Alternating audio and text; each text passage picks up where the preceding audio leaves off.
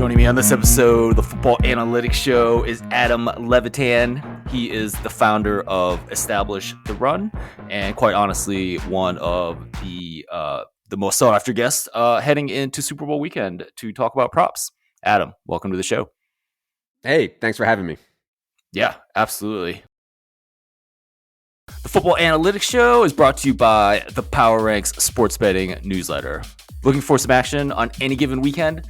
This is the free service for you, as 5 Nugget Saturday is my curated list of tips and analytics. I curate from sharp people like Adam Levitan. You can get this free service at my site, thepowerrank.com. Adam, is there a Super Bowl prop that you would be willing to share your process on? Yeah, I think the Super Bowl props are kind of a different animal because there's so many markets that we don't get in a regular season week. And so, I really like to look at markets that I think we can price better than other people or the books, which is things like odds to have the longest reception in the game, odds to lead the game in rushing yards, things like that. So we're working on that stuff where we're focused. I think there's other places, though, that people should look, and a lot of it just comes down to shopping across books. And so I think most people should start with a prop that they like. And so I was thinking, given the way Travis Kelce played in the AFC Championship and divisional round, and given the way I think that San Francisco is going to try to play the Chiefs here, Travis Kelce MVP I thought was interesting. And I was like, well, let me check out the prices here. And so I started looking around, and the books most of them were at 14-1, 15-1. FanDuel had a 21-1. And I can't price, Travis Kelce out mathematically. It's not like algorithm for how often he wins the MVP. But once you find a bet on the Super Bowl that you have some lean on or you like, and then you shop it and it's that far off of the rest of the market, I'm fine betting things like that, especially if you don't have the ability to originate or price stuff out yourself. So I took some Kelce 21-1 there to be the MVP. A more traditional prop that we took was Brock Purdy under 32.5 pass attempts. And that's like a simple case of our model, which we can get into, shows an edge there. Game log shows an edge there. On feel, I feel that the way the game's going to go lends itself to that being plus EV. And then you shop it. There were some 31.5s out there on some sharper books. Some weaker books had 32.5. And so betting under 32.5 there was just kind of a no-brainer for the past attempts for Brock Purdy. So yeah, I think Super Bowl just gives people a lot of opportunities that maybe they don't normally have in terms of shopping, especially. Excellent. As for Travis Kelce, I was listening to you and Evan Silva talk about the AFC Championship game, just the incredible game he had. Like, did he actually, did he catch every single target that he had? Or maybe it was I think 11 for 11, yeah. The incredible touchdown against Kyle Hamilton, who's been a complete stud this year. I was actually thinking maybe fading Kelce a little bit just because, he's not going to have, that was a particularly good game for him this year. And I also thought it was really interesting that you guys talked on the Establish the Run podcast about how he has admitted that he is not quite physically as good as he used to be. And I looked it up. He's 34 years old. Seems pretty old for an elite tight end, right? So how do you balance that with, this great price that you're getting at FanDuel for the MVP? So I think people should think about the outcomes from an asymmetrical perspective. If you bet Travis Kelce over, I don't know what he's at, 60 something yards or something like that, and he has this huge game and he goes for 102 touchdowns, you don't get paid off on that, right? What do you win when you win? But when you can get 21-1 on a great game, that's a totally different story. And that's just from playing DFS and stuff like that, I think people understand better the whole idea of what do you win when you win. And yeah, if you're not getting paid off on a big game, then it's probably not worth it on someone like Travis Kelce, who has some downside, certainly has some downside given his age. But yeah, 2 weeks off, I think he'll be fresh and ready for the Super Bowl generally. Excellent. And I definitely recommend anyone who's listening to this, check out Adam and Evan Silva on the Establish the Run podcast. Adam, you also talked about Brock Purdy. I've been looking at his pass attempts all year because that's actually an input to my interception model. 32 and a half is really high. I haven't looked at it, but I'm pretty sure that's higher than anything else. Any market that he's had over the course of the season. San Francisco tends to run the ball. They don't put a lot on Purdy. Why do you think that market is so high? Is it just a matter of some of the soft books, or Yeah. for whatever reason think he's going to throw a lot? No, one of the reasons that Purdy's attempts have been low for the whole year is because he's been so efficient, right? And like when you're super efficient, when every pass you throw goes for 10 yards, then your touchdown rate is really high and you get all these huge plays from Debo and CMC and Ayuk and Kittle. You're not going to have a lot of pass attempts, right? Because just you've been so efficient. Right. Lately, the 49ers have not been as efficient, right? And so you start to see some more chinks in the armor in their offense. And so I think people can tell themselves that, well, less efficiency, more pass attempts. And we actually have him projected as a median at 31.0. So where the line's at now, it's like 31 and a half minus 120, 31 and a half minus 128 on under pass attempts. It wouldn't be a bet for us. It was only at the 32 and a half. So I didn't think the line was off by that much, just given the way it's gone with San Francisco. And this Chiefs pass defense is so good. Brock Purdy regressing in efficiency off of where he was at during the regular season, I think is pretty likely. And that's why we have him up at 31 attempts as a median here. Right. And we also see a market that expects a really close game. San Francisco is 1.5 point favorites. Potentially more pass attempts, potentially a game script that requires Purdy to throw a lot late in the game, which was just that much less likely against Detroit, even though they ended up being down in the second half, right? Yep, exactly. Adam, I would love to know more about what you and the quantitative team do at Establish the Run. Maybe give us a sense. I certainly don't want you to tell us all the trade secrets, but maybe give us a sense for like the team that you guys have there, how you interact with them, how you guys come up with these quantitative projections, and maybe something like this Purdy pass attempts. Yeah. So we're up to 4 full-time people now on the data science team, which, they're not front facing, nobody sees them. But the reason that we're able to project how these players are going to do is because of like really ton of hours and ton of investment in data sci. And I think that like people think that means that we just get some automatic output that beats the market. It's way more than that. First, obviously, you need to have the model, the algorithm, which is very complex, but effectively uses things like historical data to project things such as given this spread or given this team total, what should San Francisco's rushing rate be in this game? Or how many total Right. plays should we project the Chiefs to run, right? At like the simplest level. Obviously, there's way more that goes into that. But there's also a ton of manual stuff and field stuff. We're always massaging the team level inputs. Hey, I think in this spot, the Chiefs are really going to try to establish it with Isaiah Pacheco. And so maybe off of the season rate, we'll bump the Chiefs run rate a little bit. And then at the player level, every single player needs to be assigned a role in the form of a percentage in terms of what percent of targets will Rashee Rice get in this game versus Travis Kelce. And maybe we think that because of this matchup or this game plan that we should have Rashee Rice's target share a bit higher this week than Kelce's or whatever it is. So, that stuff is data driven, but it's also a lot of feel too. I mean, last week, there's no model that can tell you will Isaiah Likely or Mark Andrews run more Right. routes. Mark Andrews has been out for 2.5 months with the injury. How do we know? There's a ton of feel there. And, we had it split pretty evenly, and that turned out to be wrong. Isaiah Likely played way more than Mark Andrews. But understanding spots like that and where we're guessing, I think is an important part of betting props also. But anyways, once we have all of those inputs, the algorithm inputs, team level inputs, the player level inputs, then we can start to evaluate where we are versus the market for props. It spits out one number. We have a mean, we have a median, and we have all the distributions based on the simulations that we do. And so we're able to assign EV to each of these prop lines also. And so I think the Brock Purdy one was showing around $14 of EV if you bet $100, which is certainly in today's prop market a pretty big edge. Previously in prop markets, I would say 30, 35, 40% EV was possible. But these days, we're going to be taking the 14, 15, 20% type stuff. Excellent. When you and I presume you and Evan are not part of that four, right? That are No, actually no, cranking on that. I Yeah. am no yeah, correct. I am no math genius, certainly not.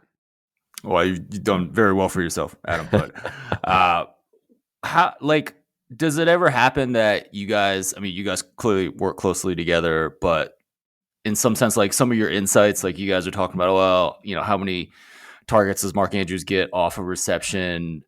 And you guys continue to talk about that. Does that ever work itself into the models? Like, is there that kind of feedback loop? Oh, for sure. I mean, this is, we all even do a bit about it, man versus machine, or we do the spreadsheet socialists, and like this whole idea that there is, a rivalry between the people who look at football through the numbers and the people who look at football through the tape. I think that to have the best predictions, you have to have both, right? I wouldn't trust anyone who just said they only watch tape, and I wouldn't trust anyone that said they only look at games through spreadsheets. I think trying to meld that together is when you get the best results, and that's exactly what we're trying to do. So 100%, like we wanted to really be high on Baker Mayfield against the Lions. Everybody thought Baker was going to have a huge game throwing the football against the Lions. And so, talking to the data side guys, it's like, what can we do? Like, how far off the bounds of normal can we do on Baker Mayfield's inputs here? Can we give him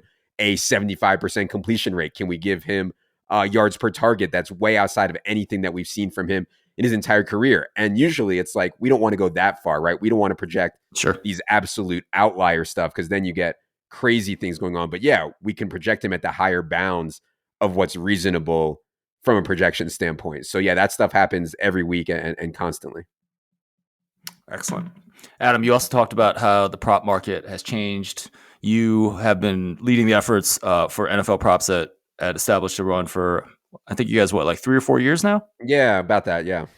And so maybe you could talk a little bit about, how the market was this year compared to when you first started. I mean, obviously it's getting Man. sharper, but Oh, how does that affect your life? And oh God, it's incomparable how much sharper it is. It affects my life that I can no longer sleep because it's getting so thin. I think when we first started doing this and when I first started looking at props, I didn't even need a projection. It was just so obvious. They were just right, taking game logs and basically putting the average of the game log there.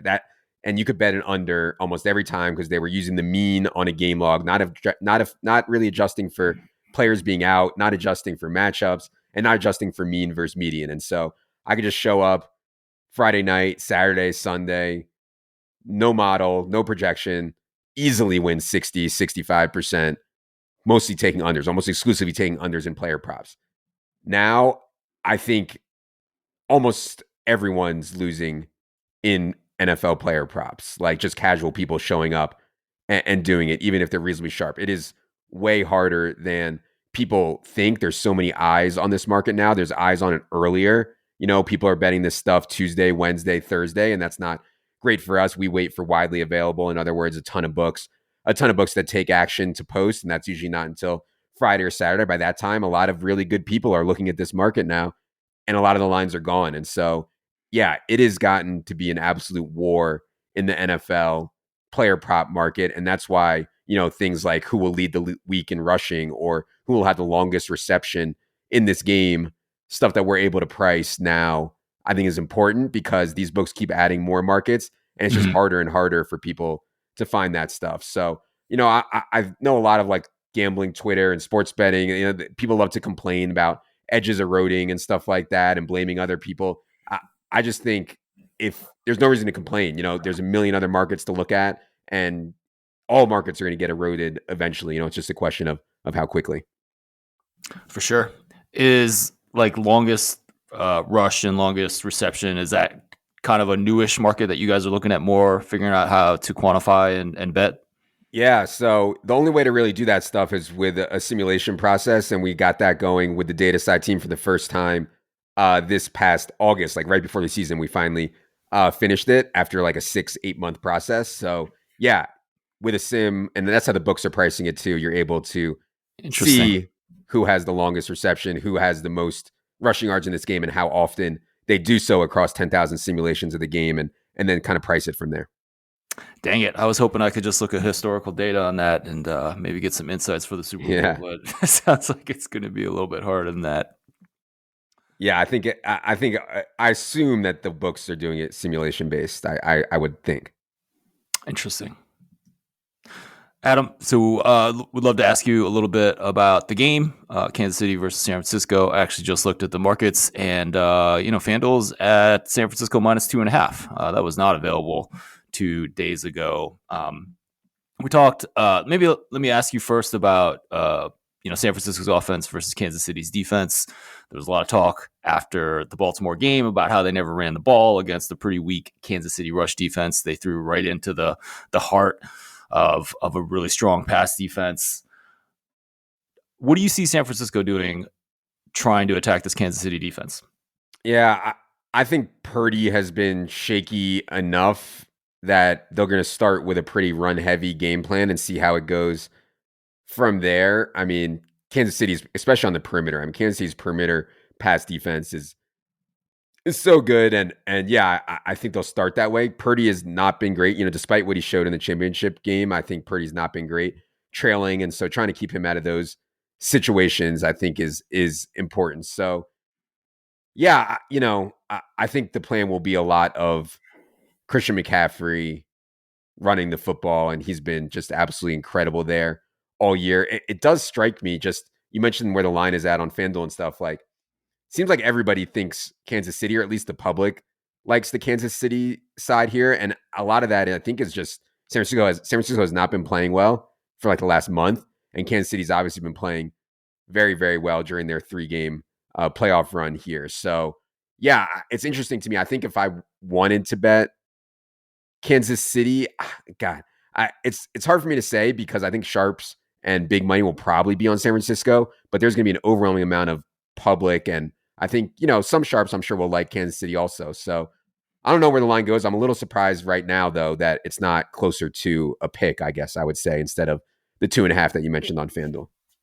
I completely agree with that, Adam. I mean, I already got a little bit down on Kansas City plus 2.5, and I thought it would never get back there, but apparently that's still available.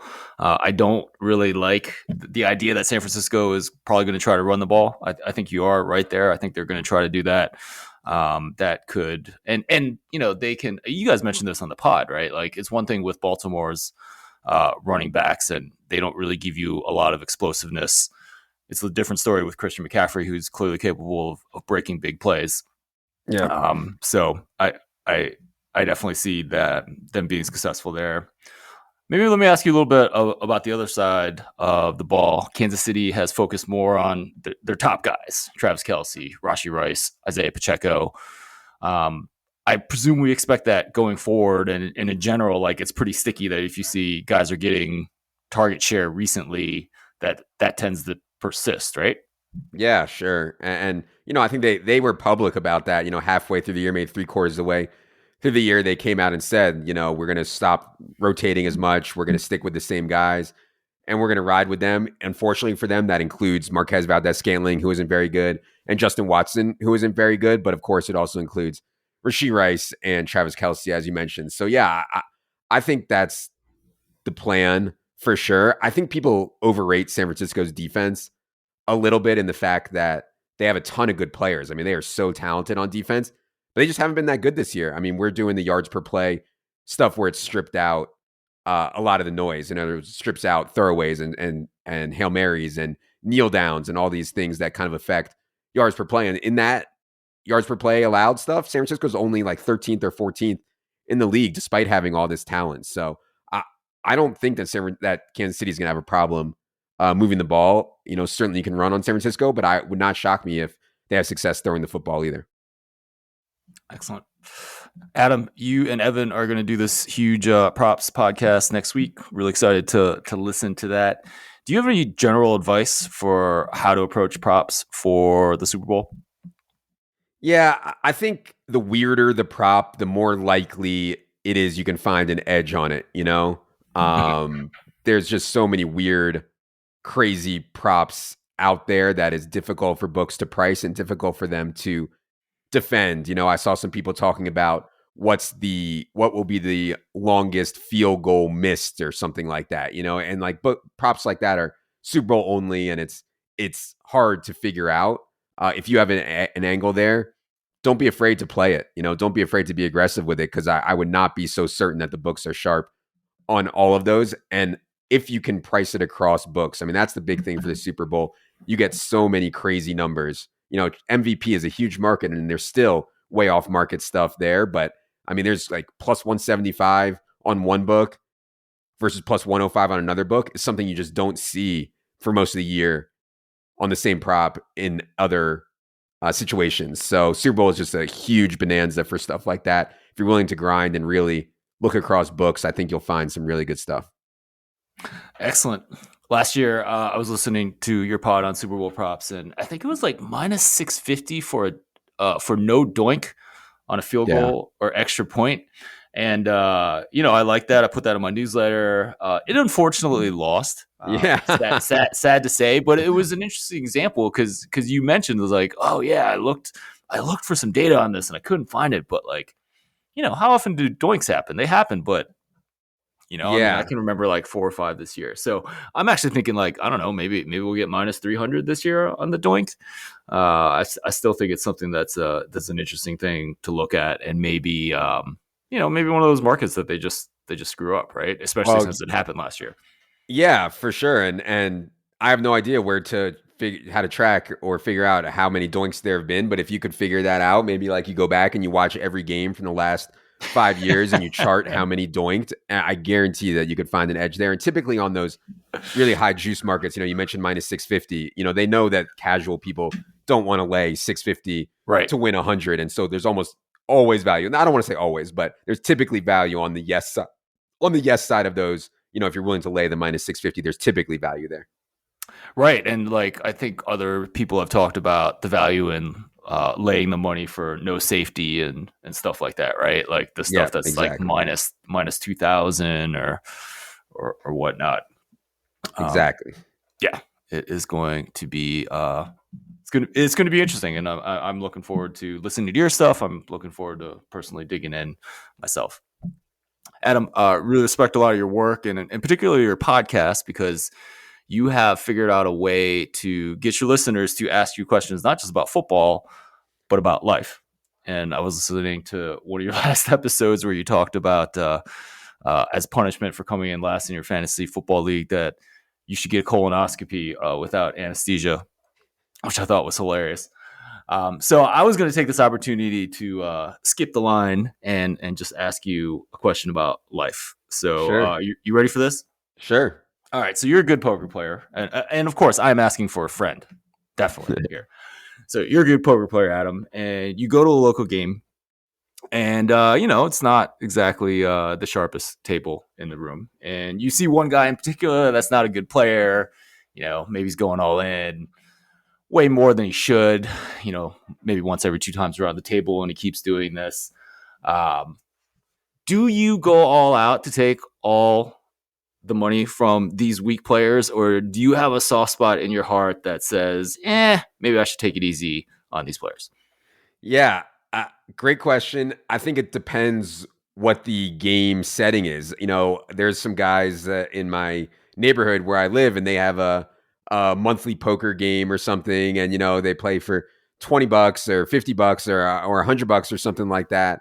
And in spots like that, no, I would not be cold four betting my full range and stuff like that.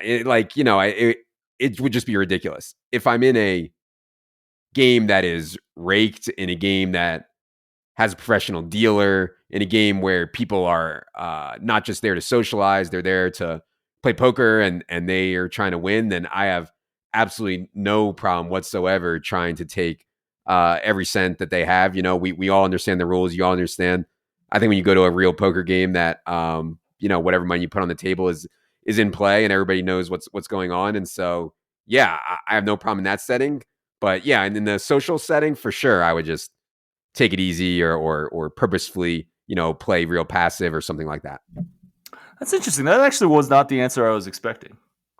You thought I I'd would. say just take everybody's money no matter what? I thought it'd be a little bit more.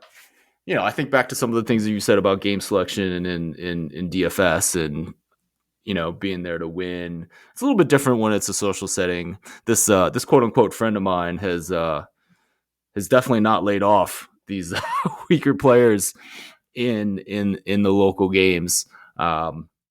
So yeah, I find that interesting. It's not you personally would be there more to socialize than in a Right. $20 buy-in game than to necessarily try to win.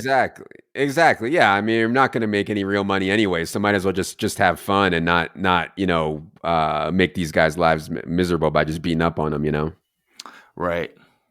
Yeah, I don't know. They're still in that game. I guess I'm trying to make the case for, that they're there. Yeah, the latest game that I've been a part of is actually it's a $50 buy-in, but then when you rebuy in, you can buy in up to whoever has the big stack. Okay. Um, I like that. which Yeah. yeah, so when you're out, you can if you're serious about the game, Sure. and there's some and then there's a spread of like pretty serious players, and then there's a spread of there's some players that are really there just to hang out. So Right. Yeah, it's tough. But yeah, if there's some serious players there that are playing serious, I think it's fine to play serious. If it's everybody's trying to just socialize, that's a different story. yeah, awesome. Adam Levitan, thank you so much for your time. Please let everyone know where they can find all your good work. Yeah, if you guys are listening to this on iTunes or something like that, we're on iTunes also. Just search Establish the Run. You'll find a free podcast there that Evan and I do and have some other guests on from time to time. And it's totally free. I think that's the best way to kind of get to know us. If you're interested in being serious about NFL or PGA or NBA, then head to establishtherun.com and we have you covered there. Awesome. So if you are of the more serious type, obviously we're getting towards the end of football, and you're probably not ready to sign up for Evan's matchup column, but you guys do have baseball. Sorry, not baseball. You guys have basketball right now, and that's been going really well, right? Yeah, NBA team is crazy. I mean, there's so many eyes on NFL, which is kind of what I talked about with the prop stuff there.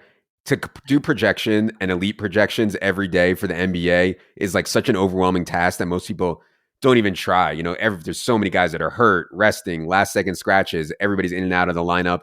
It's just 24/7, 365. And so, yeah, we have a crazy big and good team working 24/7 on the NBA stuff. And so, yeah, I think you can actually generate now a way bigger edge in NBA than you can in NFL. And I hear the guy that does your golf calculations is pretty good at what he does too, right? Yeah, we did a deal with Rufus to power our golf projections for DFS. Rufus Peabody, obviously widely known as the most dominant or one of the best golf bettors in the world over the last decade. And so, yeah, Golf Product has been doing really well with the DFS stuff. And then any chance you guys get into baseball props, or is that Yeah, not? I would never say never. I don't. I think people these days aren't as into baseball as they are into MMA or even NASCAR and stuff like that. So I'm not Interesting. sure if we thought that we could win and if we thought we could help people win, we would do it. Right now, I don't really have a clean path to seeing how we really win in baseball without a really big undertaking from all our guys on projections and sims and stuff like that. So yeah, I never say never, but no plans for baseball right now. Adam Levitan, thanks again for joining me. Thanks for having me. You've been listening to the Football Analytics Show. My name is Ed Fang, your host. Just a reminder, you can get my free sports betting newsletter. Sign up for that at thepowerrank.com. Thanks again for listening, and I will talk to you again next week.